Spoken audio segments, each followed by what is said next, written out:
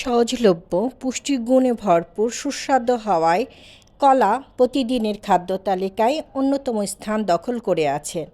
কলায় রয়েছে vitamin B, খনিজ, অ্যান্টিঅক্সিডেন্ট। একটি মাঝারি সাইজের কলায় ১০৫ kilocalorie, ২৭ gram carbohydrate, ৩ gram fibre, ১ gram protein ও ১৪ গ্রাম চিনি থাকে।